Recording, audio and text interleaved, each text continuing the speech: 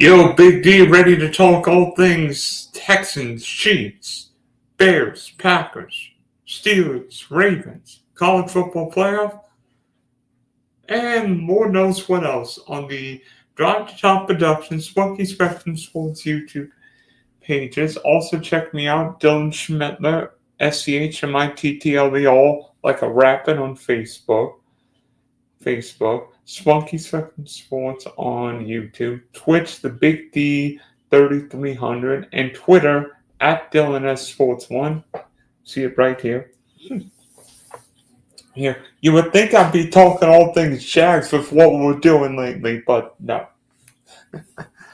Although we're 9-4 leading the AFC South, darn you Texans for winning last night. But in any case, yeah, Sunday Night Football. Everyone wanted to see Houston and Kansas City, and when you see a great fighter at the end of his or her prime, you know when that fighter has taken one too many hits. And last night, I think we saw a fighter, that being the Chiefs, get knocked out. Frankly, this Kansas City dynasty has been incredible, whether you like it or not. I mean, 7 AFC championship game appearances, 5 Super Bowls, 3 Super Bowl championships, and the only 2 non-Super Bowl appearances Kansas City lost in overtime. But this Kansas City dynasty is over. And last night proved that. I mean, Houston won the game 20-10, and frankly, it didn't even look that competitive. I mean, Patrick Mahomes with the worst completion percentage of his career, 3 interceptions, and frankly, Kansas City just looks like a tired football team. And meanwhile, Houston looks like a team, especially defensively, that scares the living bejeebers out of anyone. But I'll talk about the Chiefs later, but I think people are underrating the Houston Texans. D'Amico Ryans is not Sean McVay, Matt LaFleur, Ben Johnson as a young offensive-minded coach. But he's a heck of a defense winner. He and Seattle's coach Mike McDonald, probably the best young defensive head coach in the game. And what Houston can bring defensively, I mean, my goodness, the Texans have some dudes, and they're not afraid to hit people. Will Anderson and Daniel Hunter, one of the best pass rush duos in the league. Aziz Al-Shaair, I hope I said that right. Right? Yeah. Jaguar fans remember that guy because he KO'd Trevor Lawrence last year, but hopefully that won't happen. Derek Stingley is a great corner, and Jalen Lattistier. I mean, the Texans have dudes everywhere on defense, and then offensively, Nico Collins. Anyone?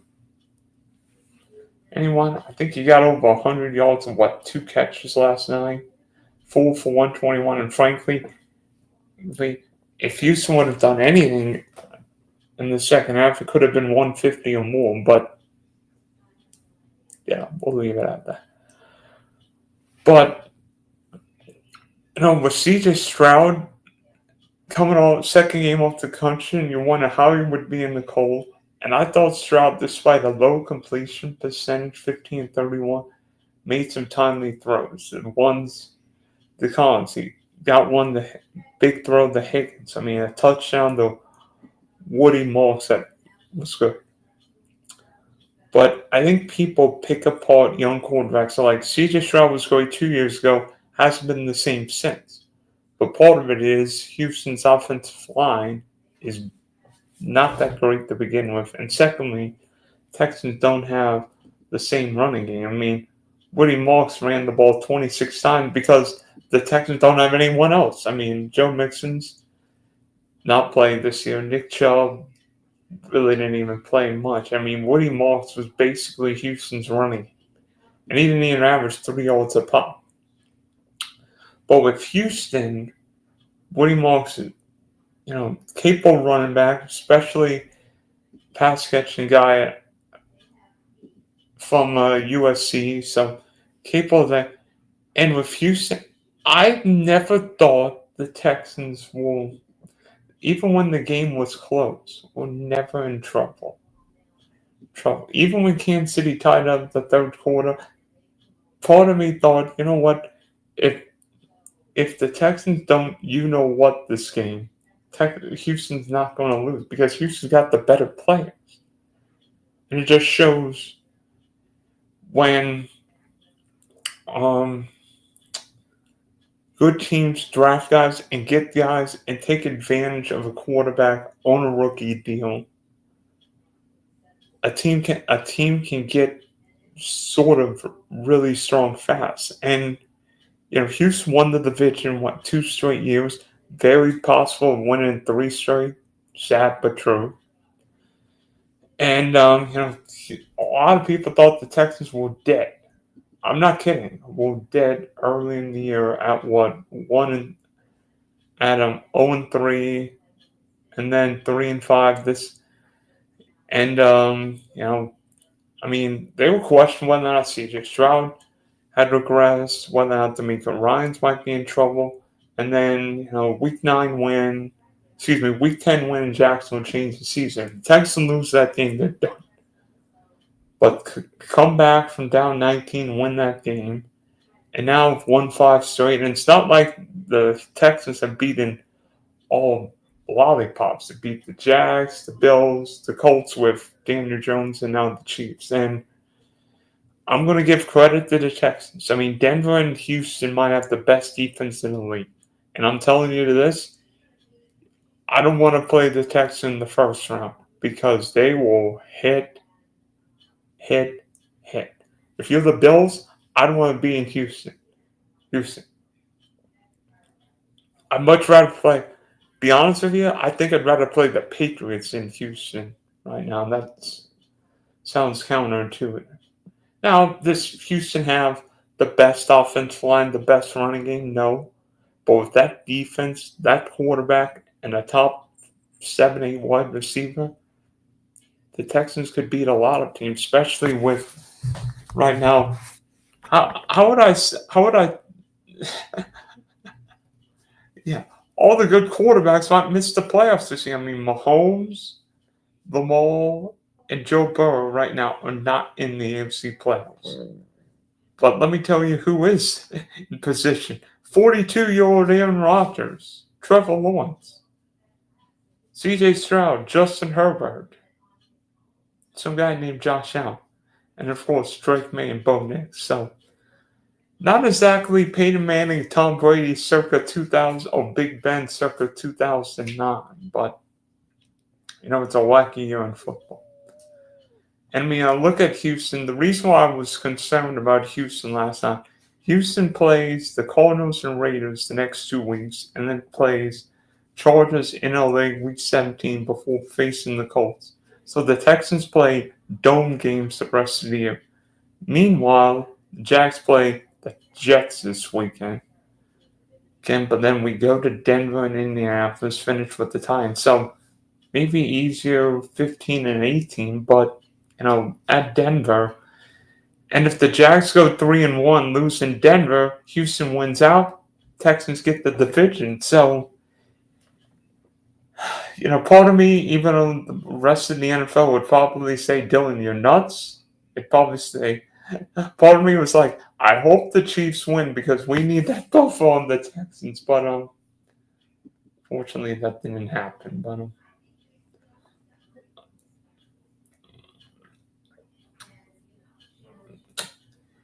in a way, I'm not sure if there is a dominant team in the AFC. But the team that has dominated the AFC over the past 7 years isn't going to do so this year. In fact, this is the first time in 10 years that the Kansas City Chiefs will not win the AFC West this year. And it's simple. Pat Mahomes didn't forget how to play football. Andy Reid didn't forget how to coach. Brett Veach didn't become a bad general manager. But this Kansas City Chiefs team is old. Travis Kelce dropped an easy pass last night that ended up becoming an interception. The Chief defensive line outside maybe Chris Jones, and I'm not sure he's what he was 4 or 5 years ago, cannot rush the quarterback. Kansas City cannot win one-score games, which Kansas City thrived in the last few years. And the Kansas City offensive line is nowhere near what it was 4 or 5 years ago. And despite Pat Mahomes being arguably the best quarterback in football, I mean, you could argue Josh Allen, you could argue anyone you want. The Kansas City Chiefs dynasty is over. And that's what made New England's dynasty so great, is that there were like two different runs. The dynasty with Tom Brady early, first 3 or 4 years, and then Tom Brady late, winning those 3 Super Bowls in the 2010s.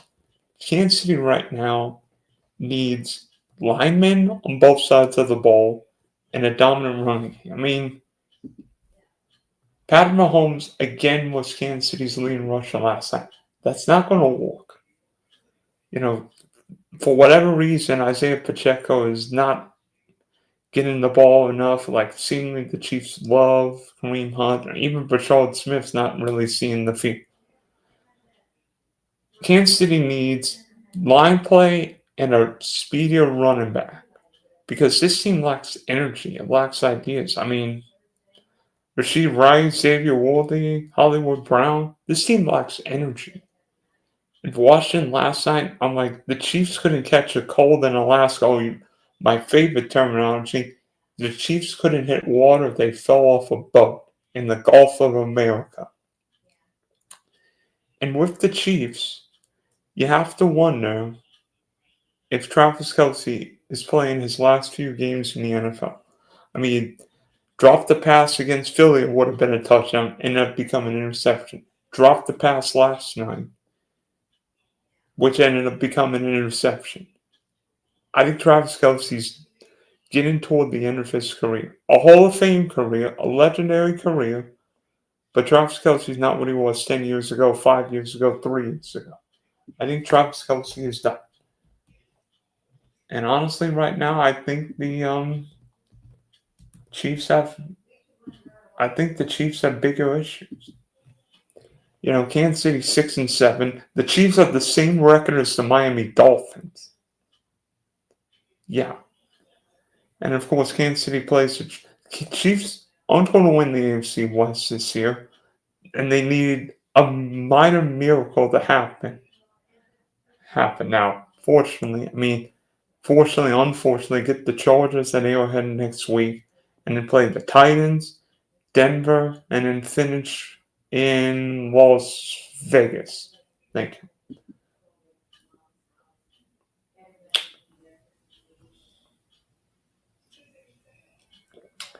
So I'm 6-7 and not in the playoffs. I mean, I said before the year Denver was going to win the AFC West. I thought the Chiefs were old. I thought Kansas City's schedule was brutal.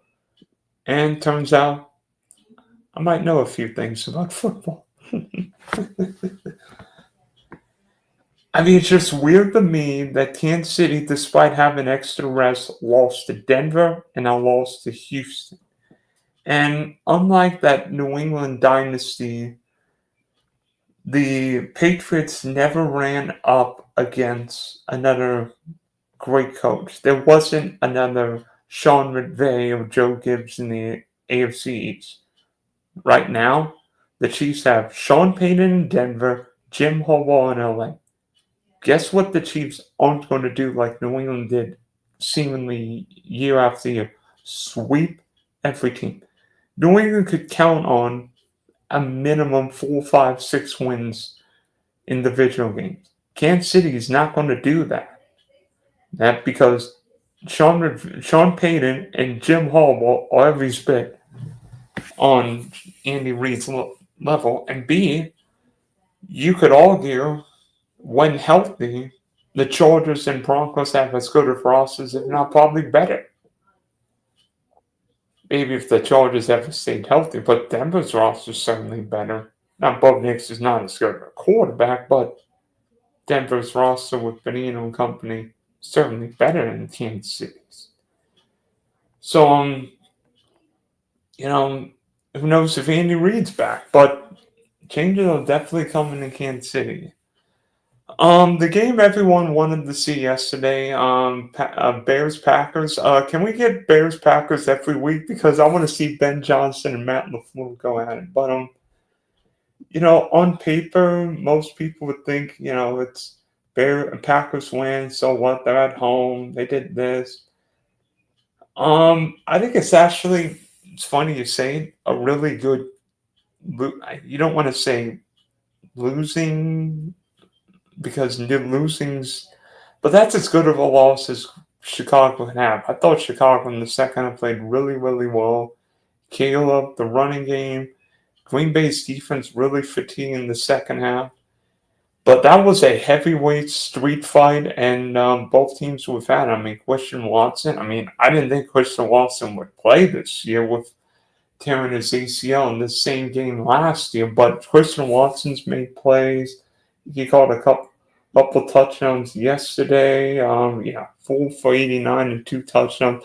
Bo Melton caught a long touchdown pass. Yeah, sorry, Matthew Golden and Romeo Dobbs. Bo Melton caught a long touchdown pass. And neither team ran the ball great. I mean, Josh Jacobs did get a touchdown that put Green Bay in front.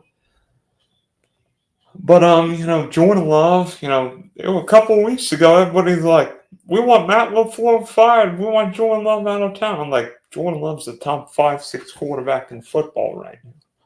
And by golly, Jordan Love looks like it. I mean, 17, 25, 234, 3 touchdowns, and Jordan Love plays his best football when it matters most, December and January. And despite it being cold, despite Kevin Burkhardt and Tom Brady looking like they're getting ready for the I did it wrong, no joke. Jordan Love showed his ability. And he's got a huge arm mobility. Might be a little erratic, but you see the growth and the maturity of Love.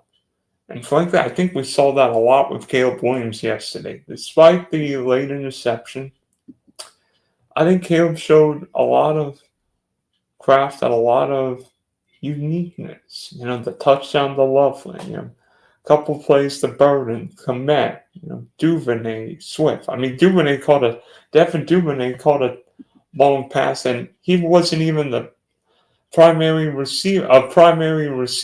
Duvernay's a special team guy. And, I think Chicago can look back on this game and say, we went toe-to-toe with the NFC's best or one of the NFC's best. And when these teams play in 12 days, that game's going to be at Soldier Field. So, that game could be just as big, if not bigger, because yesterday the Bears started the afternoon as the 1 seed and ended it as the 7 seed.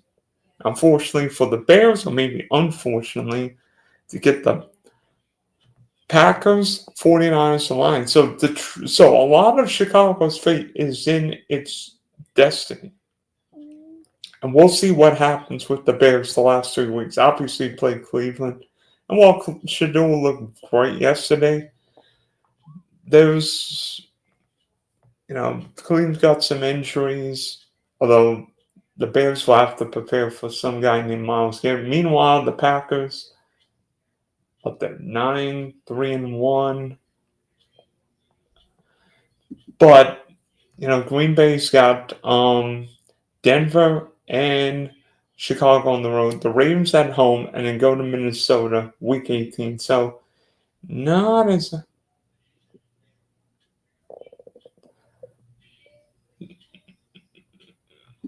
not exactly the easiest schedule.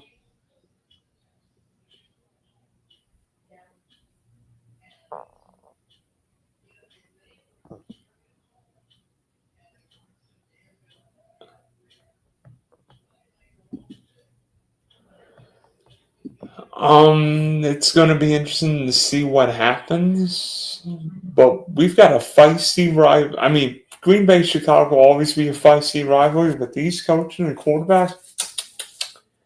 Oh, did I mention rivalries? How about another good one? Steelers, Ravens. So, I guess Mike Tomlin's a pretty good underdog coach, but the both. I'm just going to answer. I'm going to objectively answer the question. Did Baltimore get screwed? Be honest with you, if you go by the letter of the rule book right now, it doesn't look like Isaiah Likely made it, completing the process of the catch. If you go by common sense and what you think football is, Isaiah Likely definitely caught a touchdown pass in the fourth quarter. Whether or not that was a touchdown pass or not, whether or not Aaron Rodgers legitimately caught a pass or it should have been a pick, whether or not who knows? But the Steelers do what they do better than anyone, win as a dog. Now, Pittsburgh's defense, not great again. I mean, gave up 420 yards, gave up 5.5 yards a play. Baltimore ran for over 200 yards. But, in a big game, I thought Aaron Rodgers played really well. I mean, DK Metcalf was huge, especially early, 7 for 148. Even saw DK Metcalf as a gunner on special teams. But, again, Pittsburgh's running game, nothing. I mean, Kenneth Gainwell did get a touchdown, but Pittsburgh barely averaged 2 yards per. But Baltimore's running game was big. Got over 200 yards. Derrick Henry for 94. Keenan Mitchell was great. Lamar more. So, but honestly, there are two issues with the Ravens one right now. One, the Ravens do not have a true number one receiver. Zay Flowers is not a true number one receiver. And two, Lamar won't admit it, but he's not 100%. It is clearly becoming, and it's not just me, but everyone watching football objectively can see Lamar is not 100%. And that's not going to work, especially for this proud franchise, that coach, that quarterback. The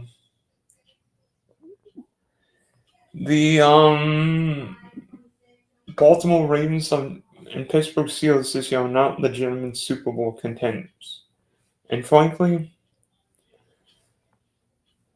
either team that wins the AFC North this year may win a playoff game, but Pittsburgh and Baltimore are not going to win the Super Bowl. And I think even Tillman and Harbaugh would know it. I mean, Pittsburgh might be 7-6, but right now, I think Pittsburgh would be the one team I want to play in the first round. I don't want to play Houston. I don't want to play Josh Allen, the Bills. I don't want. I think Pittsburgh would be the team I play, even if the Steelers get a home game. I mean, the Steelers haven't won a home game since being Matt Moore a decade ago. So I just think question going to be asked about question going to be asked about the Ravens. This was supposed to be Baltimore's year, and right now they're outside the playoffs. Have 3 out of 4 on the road. They go to Cincinnati, play the Patriots at home, at Green Bay, and then at Pittsburgh again. I mean, I don't think the Ravens would fire Harbaugh, but who knows what happens in this AFC North. And by the way, it should be thanking a lucky stars the Bills came back to beat the Bengals. Otherwise, the Bengals are still in the AFC North race, but leave it at that. Now, I want to talk about the CFP, College Football Playoff.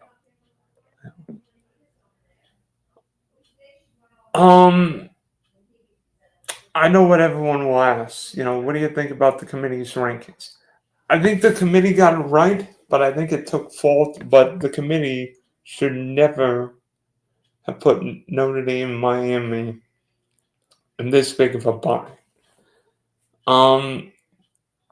When I saw Notre Dame, 8 spots in front of Miami, that confused me because Miami beat Notre Dame at Hard Rock Stadium. And head-to-head must matter.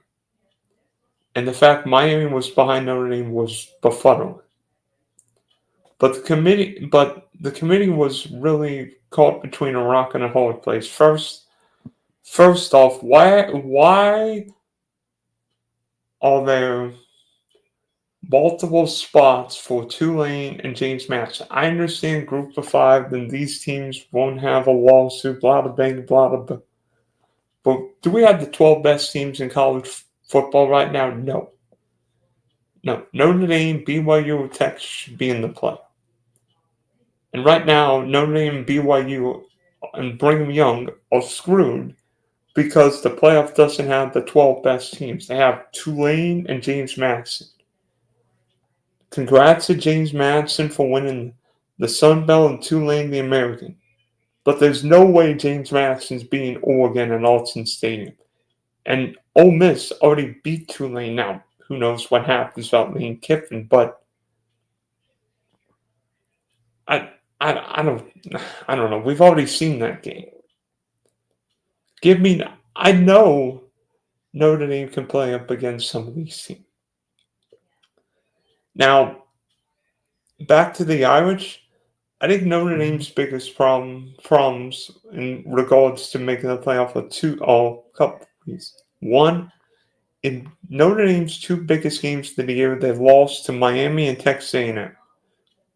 And then after that, Notre Dame's best wins against USC. Miami beat Notre Dame, and A&M beat Notre Dame head-to-head.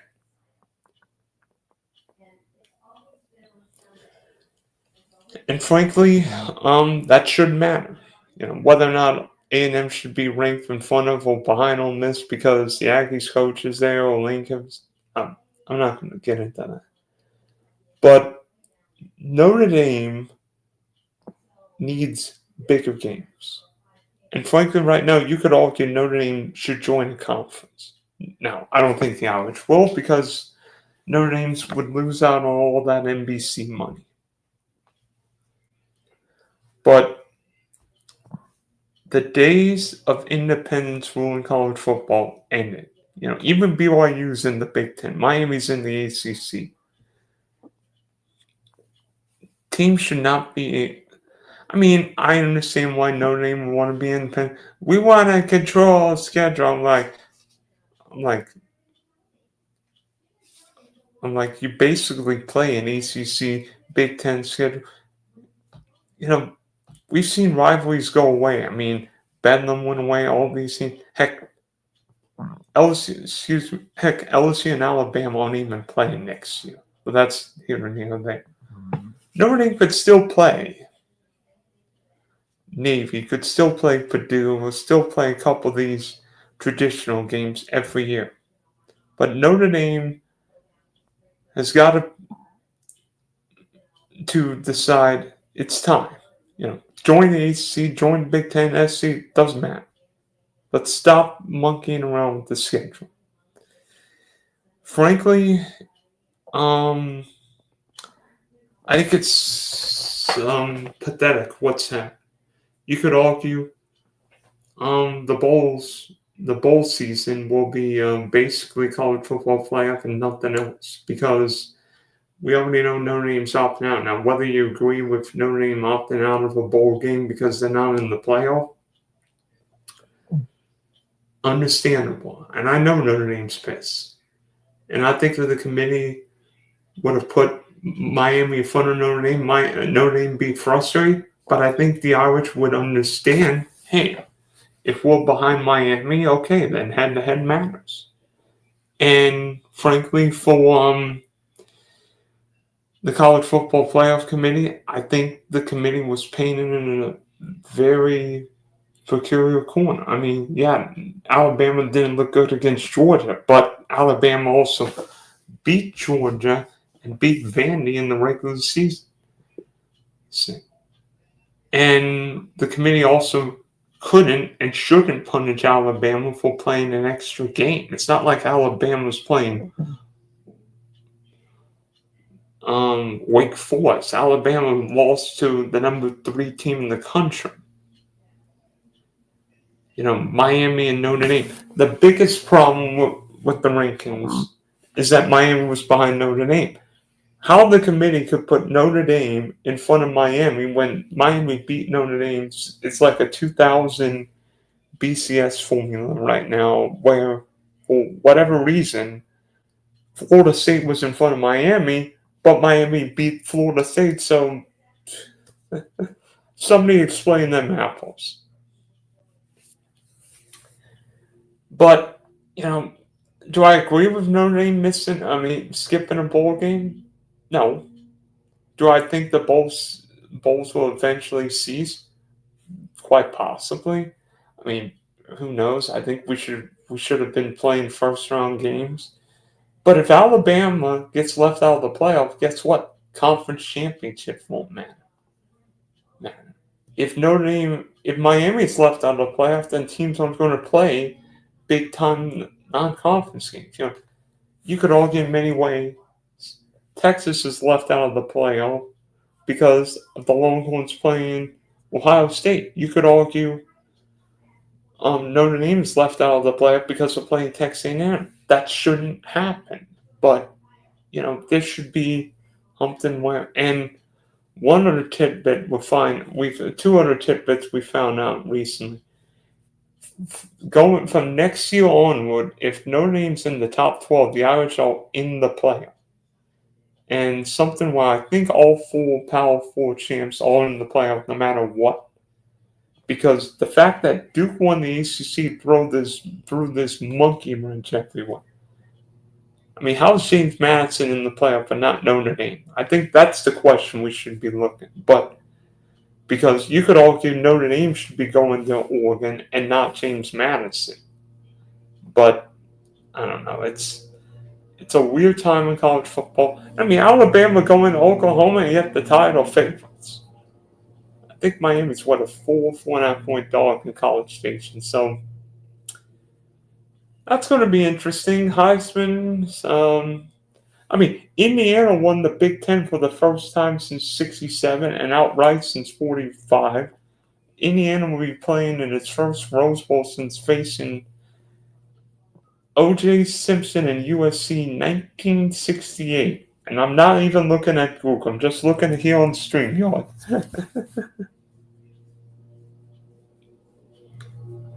So, congrats Indiana, Georgia, all the teams for making the playoff. I'll get more in depth with that. Hopefully I'll have some guests with me. But, crazy chaos brought all kinds of shenanigans. Maybe we should nickname the ACC the Atlantic Chaotic Conference. In any case, this is the Big D. Signing off for now. By the way, I like Eagles minus 2.5 or minus 3 against the Bolts. 10 days to prepare and a healthier quarterback, healthier quarterback. But yeah, Jalen Hurts healthier than Justin Herbert. Who would have thought that? Week 14. But this is Dylan signing off for now.